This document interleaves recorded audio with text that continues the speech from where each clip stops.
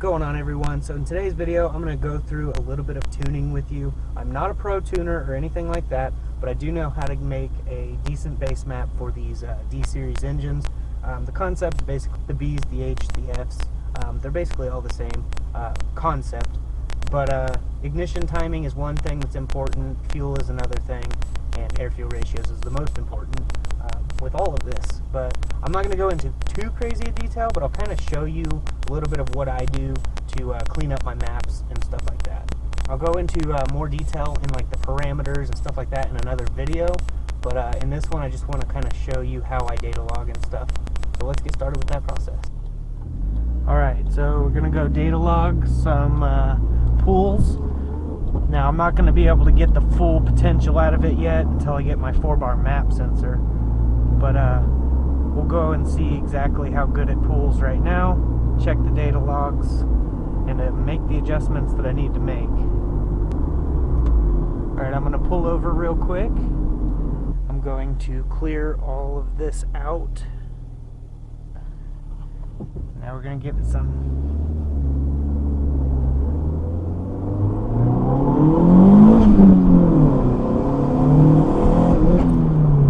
We hit boost cut because I've been built more than 9.9 pounds. So I'm going to turn around and I'm going to do the same thing one more time.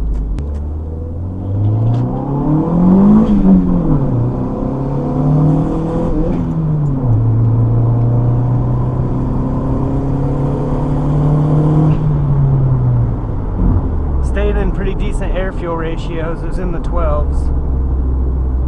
But I'll adjust these settings once I check the data logs out, and should be even better. Overall, it's doing pretty good.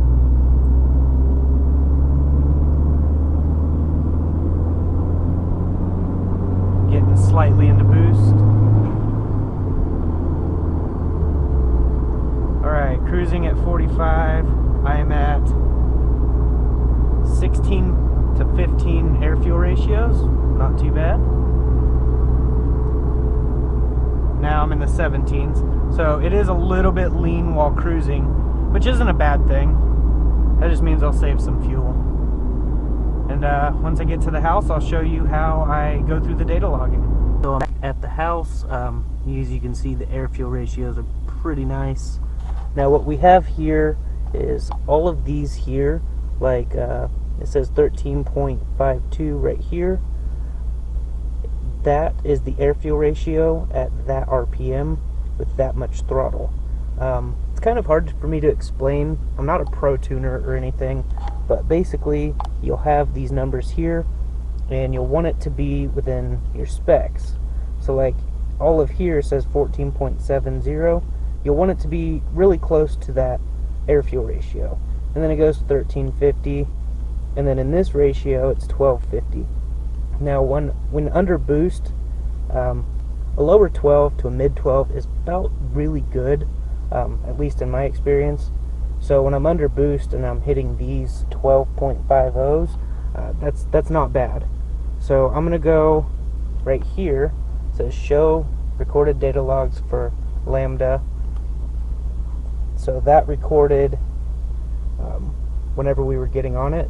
This is all cruising right here, and they're in the 16, 17s like I said, and down here is in the 18, and then as we get into boost it goes up to 12.15 and then 11.97. so these all need adjusted a little bit, but we'll watch the data log and see what exactly happened.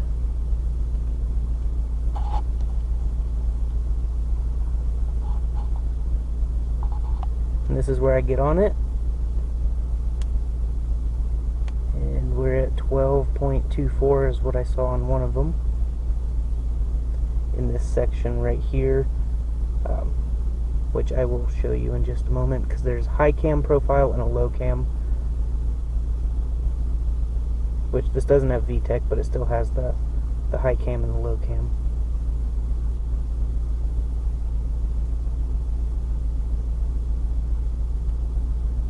Alright, I'm going to pause this and I will show you. Okay, right now we're on the low cam, which is the 1, and if we click the 2, that's high cam. So right here we were in boost at 12.30, 12.04, 12.20. It's really not bad. If I go up here and I see, I'm going to show estimated duty cycle. Wait. Alright, right here.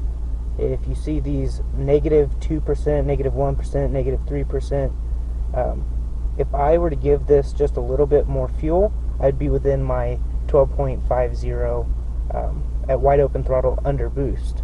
So basically what I'll do there is I'll hit Control J and it'll show percentage adjustment, and I will put in about 3% right here.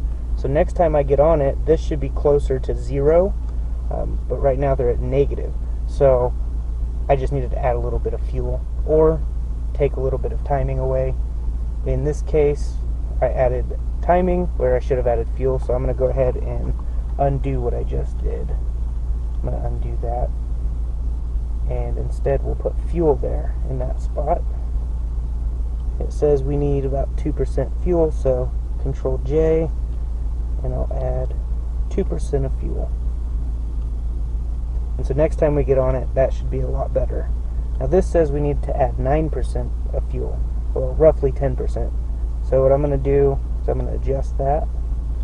I'm going to add 8, just to be on the conservative side there. And this says we need to add 11%. I'll probably add 9. Sometimes it's off just a little bit, so I don't add too much.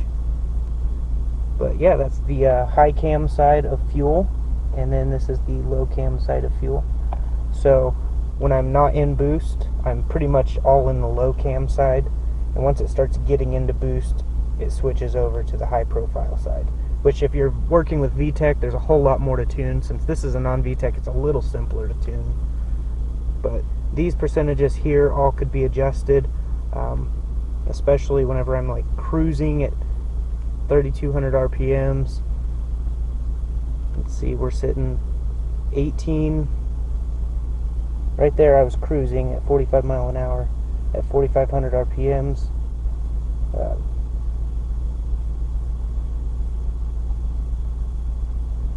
Right, so when I was cruising down the road, I was sitting at 18.87 air-fuel ratio. I could get that just a little bit more rich, just add a couple little things of fuel there, and then basically just upload all this into the computer. Alright, so I thought of another way to show this to you. I got it to where I'm at 15.7, 15.8. Now if we go into the spot I just showed you, and I select the area right here, it says 6%. So we're going to click this plus 6 times, and then we're going to refresh it and see where it's at. 1, 2, 3, 4, 5, 6. We'll hit upload, and then I'll hit Control L.